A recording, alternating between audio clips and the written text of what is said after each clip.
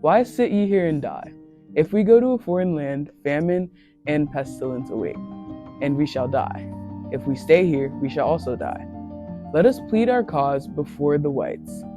If they save us, we live. If they kill us, we but die.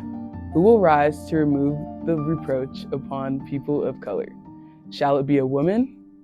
My heart replies, if it is thy will, Lord Jesus, so be it. Why sit ye here and die? I have heard of slavery's horrors, but ignorance binds the soul more tightly than any chains. Deprived of education, my ideas have not expanded, yet, even with moral strength and spiritual guidance, opportunities for Black women remain limited. Prejudice denies us equal treatment, no matter our character or talents. Some employers would hire us but fear losing public support. Why this cruel distinction? Is it because of our complexion? If so, shame on humanity. Let us pursue moral worth and intellectual growth to weaken these chains and force recognition of our dignity. I sit ye here and die. A life of servitude stifles the soul, leaving it barren. For those with noble aspirations, yet trapped in menial labor, death may seem preferable. Despite this, I speak freely, for I am a true-born American. Your blood flows in my veins, your spirit fuels my passion. The colonization labeled us lazy and idle. I reject this lie. Many of us are industrious despite limited opportunities. If we cry for liberty, it is because the flame of equal rights burns within us. Why ye sit here and die? Hard labor exhausts both body and mind, numbing ambition and hope. Though free from the lash, economic hardship keeps us bound. Few rise above menial work, and employers respect us only as servants. Yet God's promise, Ethiopia shall stretch forth her hands, gives us hope. Why sit ye here and die? Labor is honorable, but endless toil crushes the spirit. Our community has long endured lives of servitude, praying for strength. Had we enjoyed access to education and opportunity, our potential would equal anyone's. Have compassion on for us. We have suffered greatly. Many among us are like flowers, blooming, unseen, wasting their potential in obscurity. Why sit ye here and die? Freedom's advocates can only do so much. True change requires our collective effort. Women can influence, but men must act. Raise her sons and daughters above servanthood. Look at our young men, full of ambition, but constrained by prejudice. They often lose hope.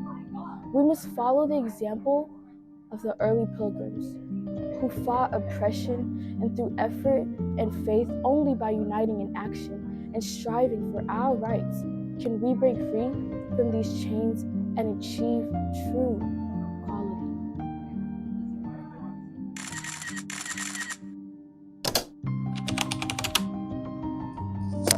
I think that she is trying to say that why should us as Black women stand and wait for society to change when we can change ourselves through education or change our experiences through education? I feel as though the best way to answer this question is to provide an example. My name is Dylan Dees. So initially when you think of the name Dylan in exact, you wouldn't traditionally think of it being the name of a Black man, for example. My mother has told me that she named me Dylan in order to overcome this fact of there being racial prejudice, because something as simple as the name that we're given can hold us back, whether it be on a resume or an application. So whether it's from me not having a traditionally Black name in a sense, I feel as though I personally have suffered through the prejudice and all of that's within modern society, because as Black people are seen throughout things such as the workforce, people look down upon us and don't necessarily give us the same benefit of things as say our white brothers and sisters. So something as simple as the name of that's down on the resume will hold us back, and it's not good. Slaves often weren't allowed to climb social ladders or use capitalism to better themselves and their conditions. I believe that Murray points out how unfair the hierarchy of society is, especially through the repetition of asking her audience the question, why sit ye here and die? She's telling her generation and even generations after to stand up and empower themselves through education. It is similar to the economic conversation our generation is having today because we are discussing women empowerment and how to make education more accessible to marginalized communities. Through events like voting, Expose, for example, these transformative actions empower us to break free from the chains of economic hardships and injustices that bind us. That was so sorry.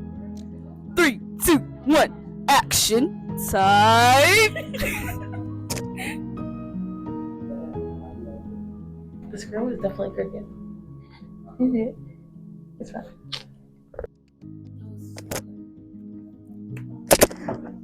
Time to leave. Thank you. I'm so sorry that. No!